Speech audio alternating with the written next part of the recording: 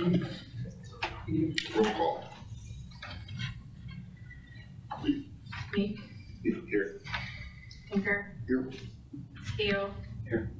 Myers. Here. We're in the public comment period. Is any comments they'd like to share? In regards to commission business? Maybe this would be the time. Okay.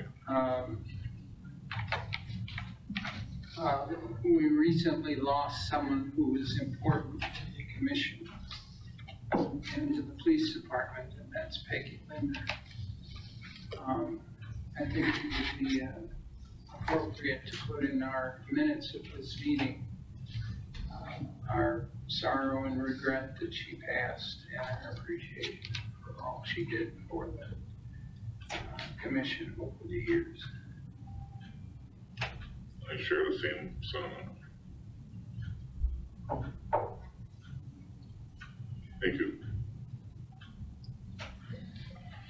It's probably good, if you don't already know, Elf rolls over. We got a fifth commissioner. So we can move on with this commission on a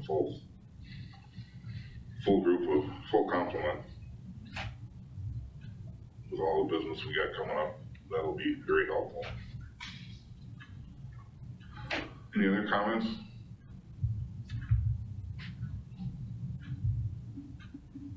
We'll move on to approval of the minutes of the January 12th meeting, regular meeting. Move to approve the minutes from January 12th. Motion approved, second. Second. Any comments or questions? All in favor, say aye. Aye. Opposed? Carried. Minutes of the January 14th special meeting. Entertain a motion to approve. Move to approve. Motion by Andy, second, Steve. Any questions, comments?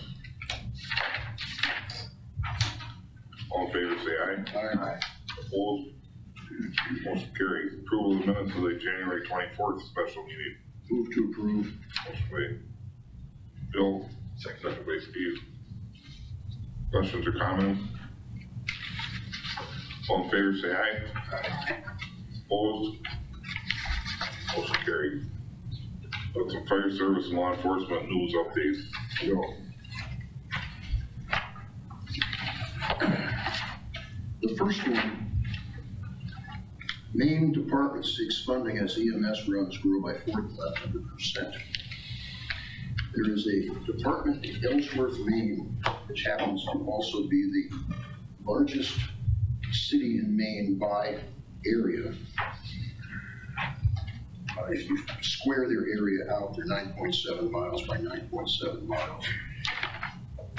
They have EMT firefighters, and based upon their call record, they decided to get an EMS license from the state of Maine. Unfortunately, they missed a point that the license obligates the city to send its licensed EMTs to all local medical calls to assist a paramedic ambulance, which caused their call volume to soar. So now they're trying to get additional firefighter EMTs. In addition, it's a full-time plus volunteer department. So on occasion, they only have 3 firefighters on duty, which creates problems if they've got to enter buildings. The second item, this is from Firehouse Magazine. It's an interesting article about lights, sirens, and identifying fire vehicles both on the road and at the scene. If you read through that, they make some interesting comments about changes in sirens, in particular going to lower pitch sirens, which are better able to penetrate motor vehicles, and also noting changes in lighting and getting some of the lighting lower on a truck. So it is going, you have some light which is going at the rear view mirror of vehicles ahead of them.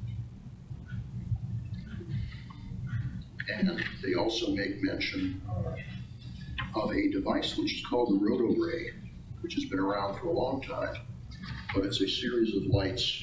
I think there's 3 or 4, depending upon their model, different colors. It's mounted about mid-height on the grill of the fire apparatus, and then this thing turns around and creates a really attention-getting pattern. Next point, I stuck this one in Squad Car Fun Facts because the number of articles that are coming out about using electric vehicles as police cars. First, Ford, 1950, Ford was the first manufacturer to actually use the term interceptor or police interceptor on their products. They were the first to have a police package, but interesting thing about electric vehicles, Akron, Ohio had the first motorized police car. And this goes back over 100 years ago.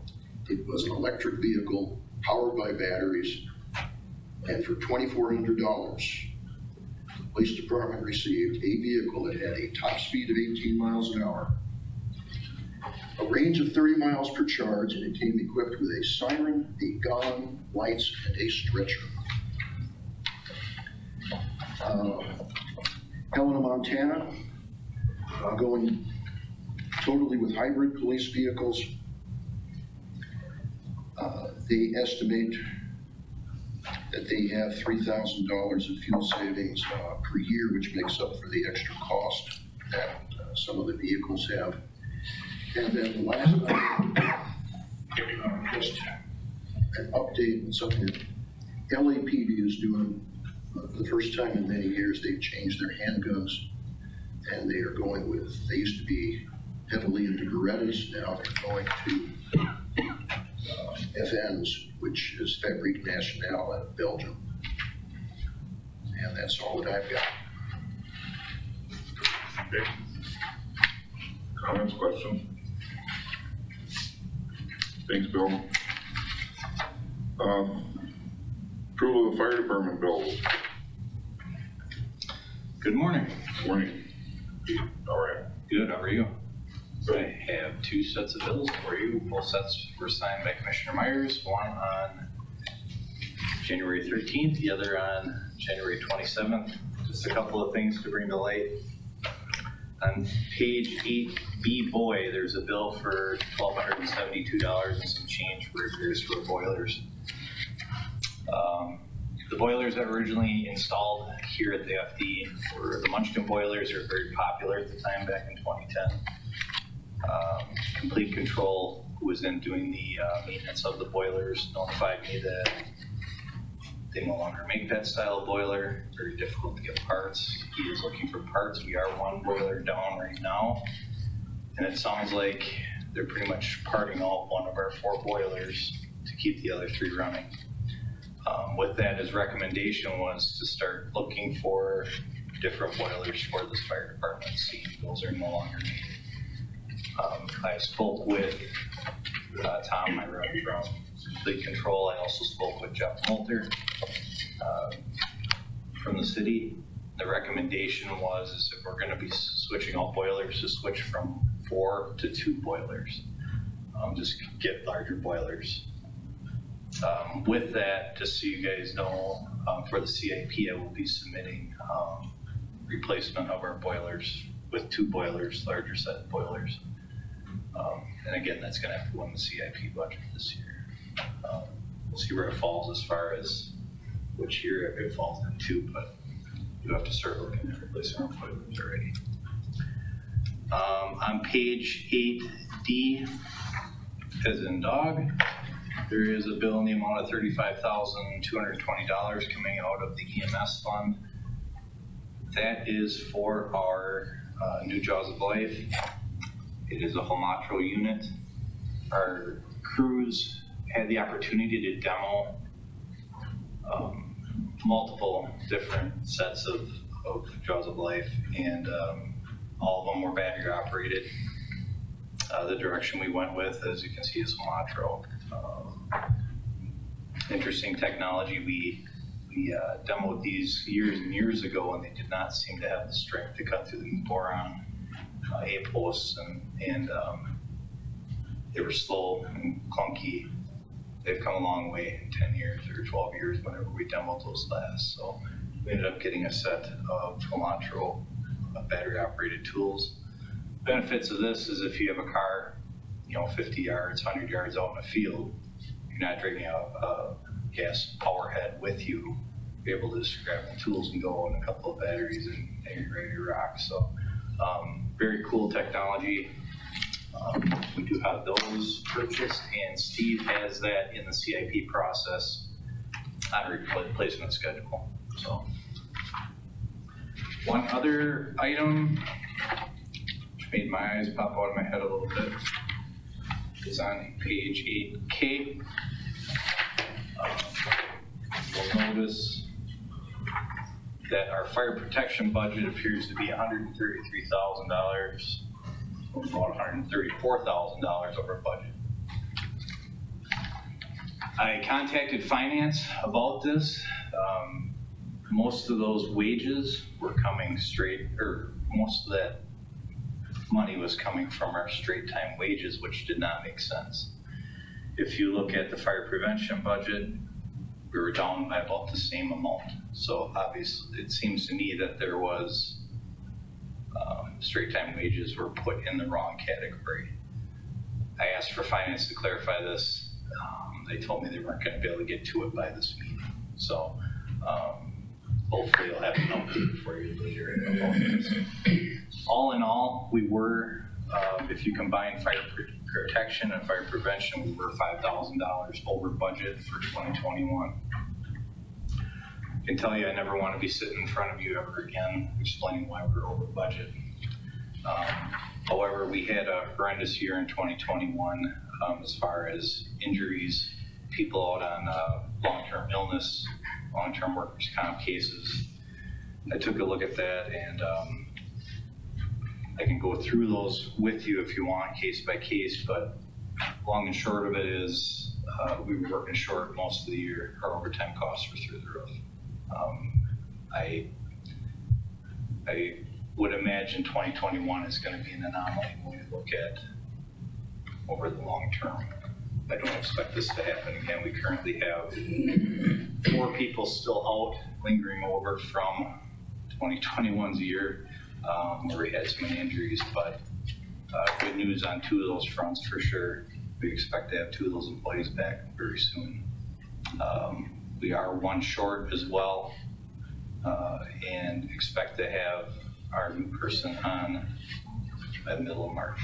So that should help with the overtime issue as well. In addition, I've already issued a memo to the entire department with some additional steps in order to cut on ideas how to cut back on overtime costs. So we are looking at those ideas as well to try to reduce that cost. So with that, I'd be happy to answer any questions you have. I'll ask for your approval, please. This is just a technical question about the JAWS tools. How much problem did we have with the previous tools in trying to get through those or on steel? This was years and years ago. This was probably, like I said, I want to say it was 10, 12 years ago we tried these. And what would happen is like the gas power heads, the ones that ran off the gas power heads, cut through like butter. The old battery operated tools would kind of start cutting, they would kind of bog down, then ramp up. It just took a little more time. They were able to get through, but I don't think our confidence in them back then was what it is now.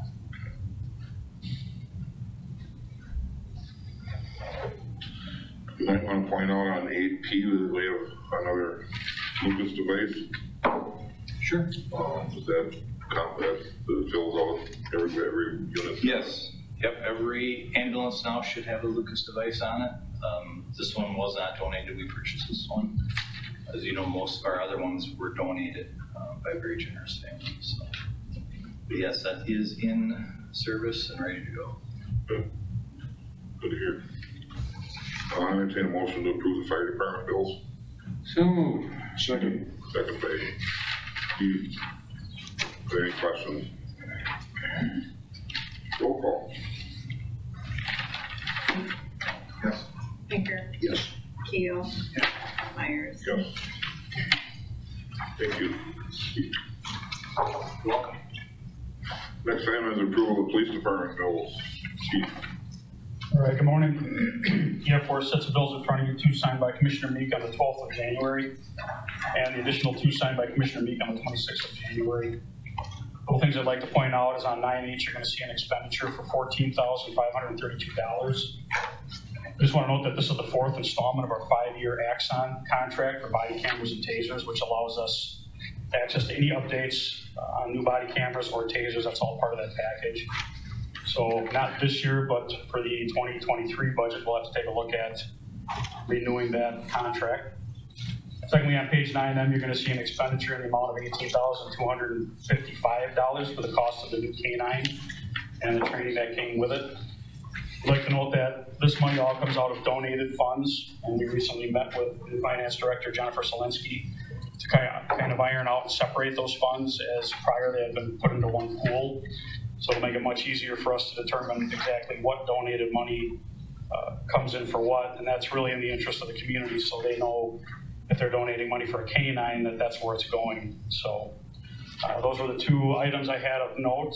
I would be happy to answer any questions and look for your approval. I've got 2 questions. On my page 9D, down at the bottom, a mobile mule DVR with GPS. What is that? Is that something for the emergency response team?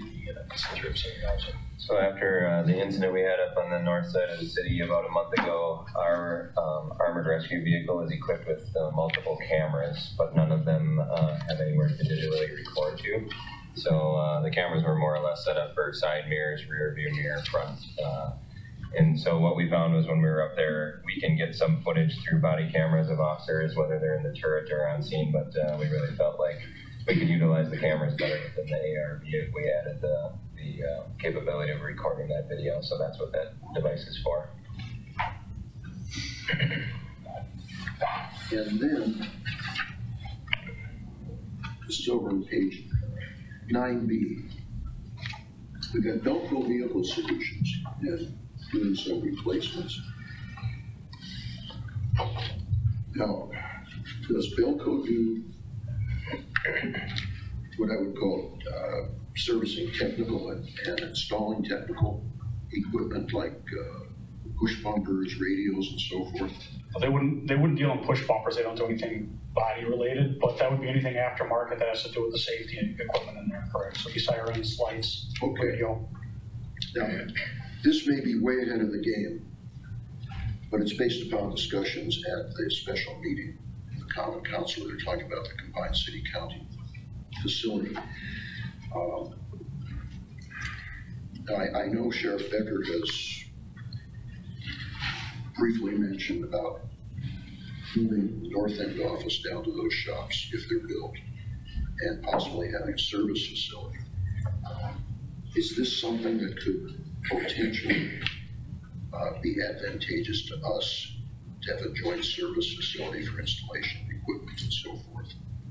Yeah, my initial reaction on that is that it absolutely would be, as long as we're falling into where competitively we can get the service we want. This company actually has looked at starting an office in this area because it's very centrally located. I don't recall if Wood County uses Velcro. I don't know if they do. I think they do for some services, because I know Wood County has pulled some squads in to get work done. You're right, without doing some research, but fundamentally it sounds like something worth exploring, sure. Okay, thank you.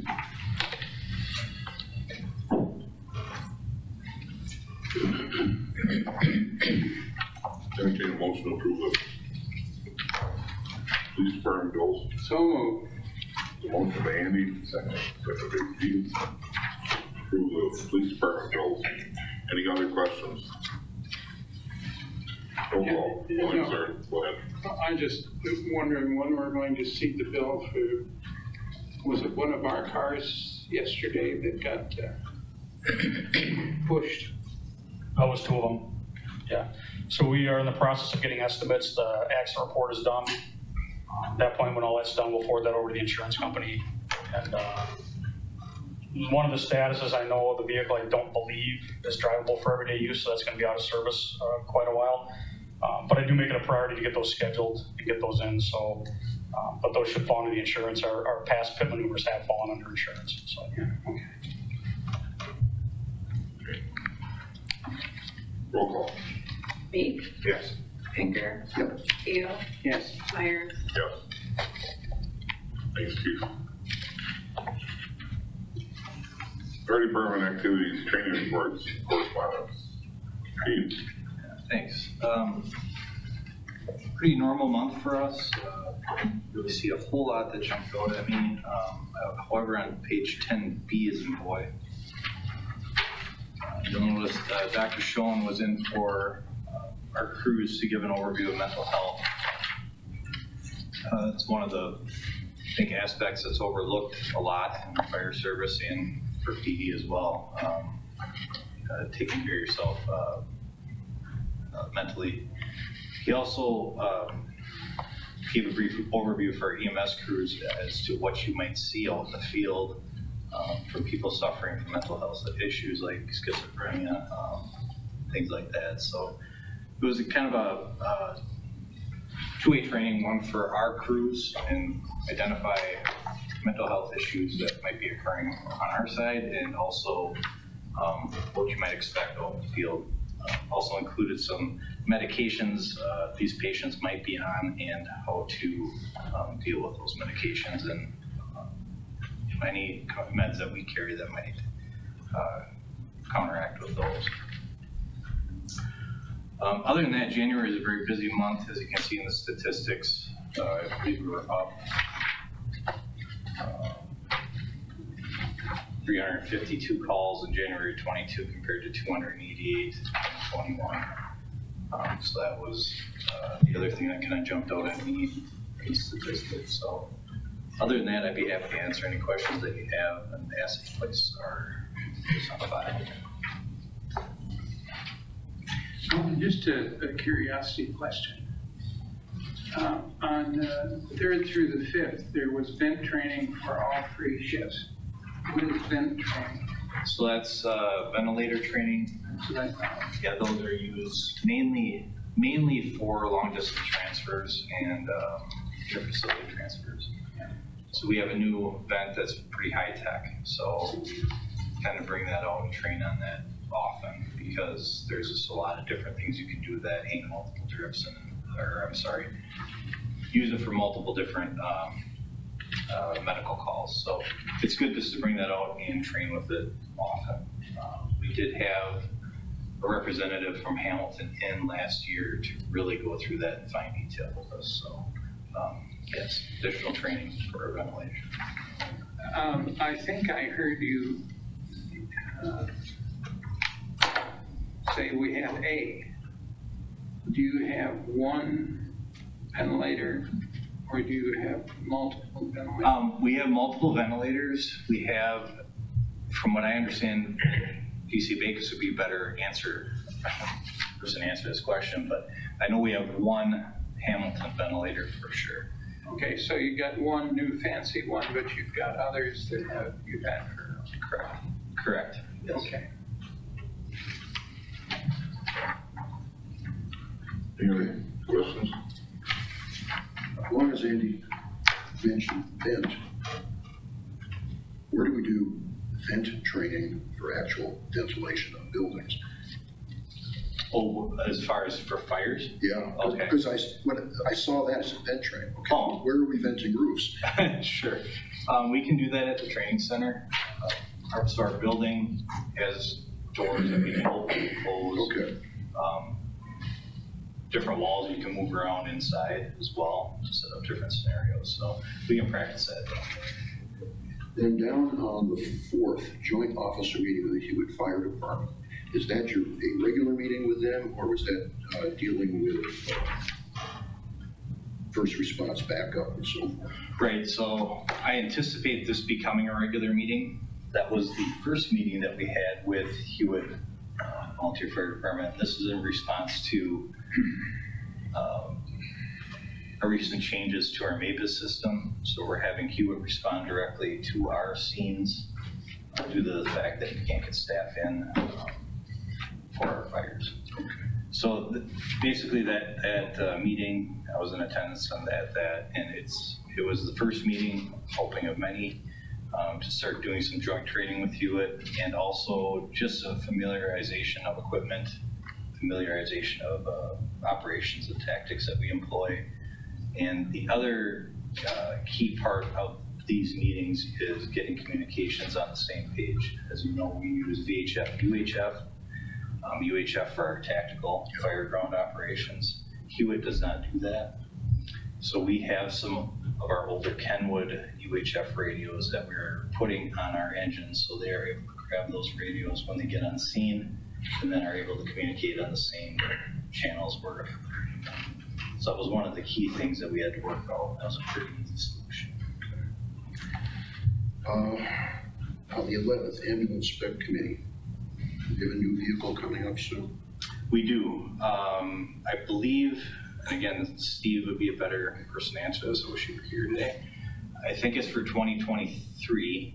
We have an ambulance, but we had to start now only because chassis are hard to come by. It's about a year lead time, I believe, or 9 months to a year, something like that. So we had to get started on this right now. But it's coming in 2020. Now, I assume we're going to stay with the same style? Yes. Rather than going to the regular? Yep. I was in on that meeting, and it's pretty unanimous to stick with the Type 1 chassis. That bottom of the second page, I'll ask this question to the planning commission. Sure. Development review team. With new developments coming up, are we having any specific issues with people wanting to develop where we don't have adequate water? Yes.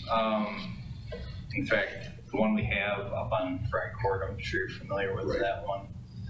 There's another apartment complex coming in. I think it's 5 12-unit or 16-unit structures. I don't have paperwork in front of me to look at it, but it's a complex very similar to the one, either one on Hume Avenue by the high school and then north of Walmart. That was a concern that I raised in the DRT meeting, is the lack of water we have up in that area. What we were able to work out is they are going to run a main down Fry Court. It is going to dead end. The plan is to add 2 hydrants there, much needed hydrants, right outside the trailer court. Yeah, correct. So in addition, they have a detention pond in this complex coming up. Which is large. Yes, it's a large detention pond. So I asked them to put a dry hydrant in there as well. And last question about that. Any developments on Lincoln Avenue? I know there's one coming before the planning commission or conditional use permit. Okay, yep. We have not had any DRT meetings on that. Okay. So I have not. Because I know that's between the last hydrant on Ives and the hydrant that's on the Parkwood. Well, that's going to be a problem. For water. I think it's about from the mailbox of the present owner to Ives. I think that's close to 1,400 feet. Yeah, that's which is beyond. Well over really pumping. Yeah. Okay. No, if I haven't heard, we would have here. Okay. Any other questions? Road police was on file. Thank you, Chief. Thank you. Police department activity. Okay, just a couple of issues, or that's probably not the correct word. Items on 11E. The first one would be we did attend interviews in the police department library conference room to replace the retirement of Lieutenant Dennis Pepper. And we used a 3-person external panel for that. There'll be more coming up on that in the next agenda item. And then on the bottom of the page, you'll see that meeting that I referenced earlier. And that was to discuss the 206 Public Safety Fund, which deals with the donated money. And again, transparency is very important to me, and with the way that that was set up, all the money was going into one large pool, so if an individual were to donate money, there really wasn't any way to assure that it was going for what their intended purpose was. So obviously there's some work to do there because we have a new finance director, but it was a very good meeting. She was very helpful, and we are now setting up some project numbers so we can differentiate between the donated money in there. So those are the two items I had worth noting. I would be happy to answer any questions and would look for them to be placed on file.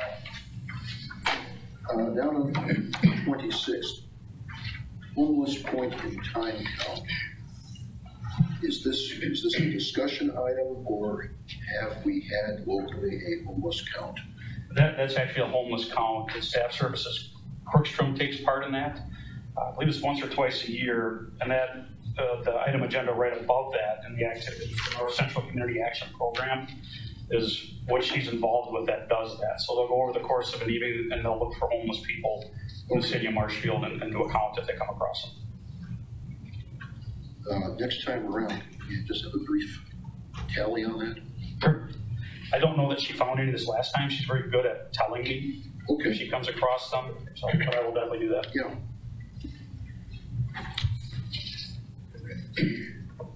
Any other questions on the police activities? Place those on file. Thanks, Pat.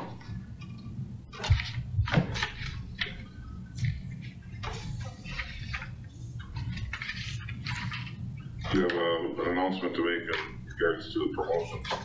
Yeah. Yeah, with the recent retirement of Lieutenant Dennis Keffer, I would like to recommend Detective Kevin Hamill for promotion to the position of lieutenant.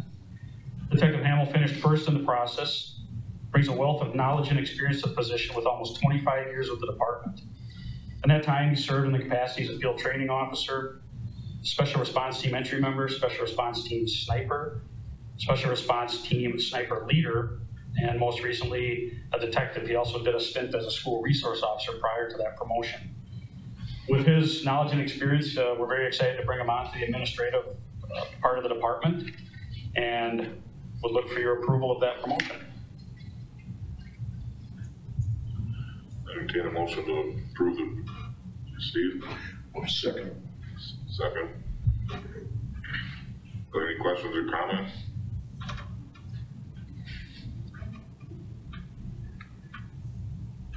Roll call vote. Pink, Yes.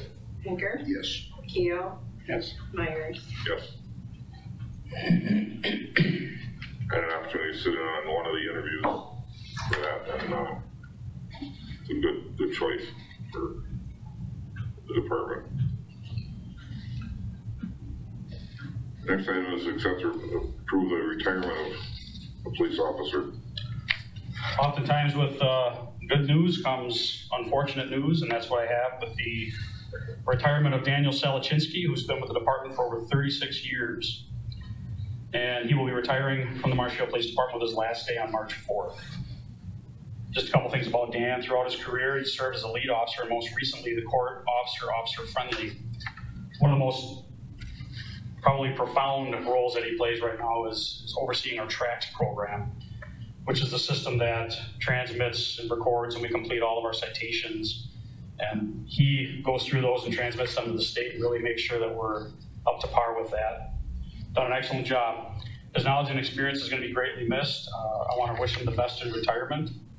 And with that, I would look for your acceptance of Dan Salacinsky's retirement. Move approval.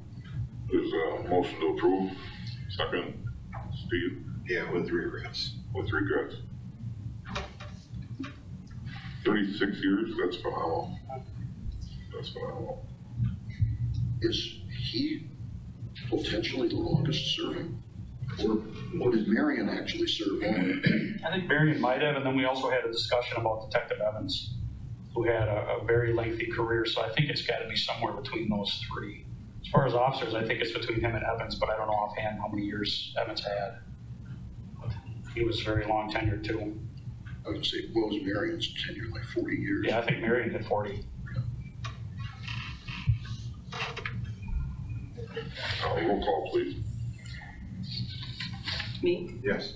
Pinker, Yes. Keo, Yes. Myers. Yes. And with that, With that, I would look for your approval to fill Dan Salacinsky's position. As you know, he was promoted to officer friendly, so that leaves an opening there. So with your approval to refill that, I would then take this to finance, budget, and personnel with a request to hire an officer to replace the one that takes Dan's position as the court officer, officer friendly. So it's really twofold. We're replacing the promotion that Dan held, and we're going to seek approval to hire an officer upon his retirement. need a motion to that effect. Well, I move approval for that. How is the search? You anticipate who, a problem? I don't, there'll be some more information on that on next month's meeting, but we have two coming on. I wasn't able to get them on the agenda because there were some steps that had to be completed prior to this agenda. We've also got one that was approved, I want to say last November or December, but he had to go away for the guards until March. So there could potentially be, well, there'll be at least two for you to meet, possibly three. Dan Salacinsky's position opens up a fourth. So we do have people on the list that we're now doing more backgrounds on. So we've had a really good pool of applicants. So we'll have more information on that next month as far as all those dominoes falling. Okay. Thank you. Okay. There was a second by me. Roll call. Meek. Yes. Baker. Yes. Keo. Yes. Myers. Yes. Thanks, Pat. Any items for future agendas that you care to offer? Hearing none, I'll entertain a motion to go into closed session pursuant to Wisconsin statute chapter 19.85, paren 1, paren C, considering employment, promotion, compensation, performance evaluation, and on any public employee over which the governmental body has jurisdiction or exercises responsibility. Specifically, the commission will review letters of interest from members of Marshfield Fire and Rescue Department, the vacant position of fire chief, which were solicited at the January 2022 for the commission meeting. I'll entertain a motion to go into closed session. I move to enter closed session.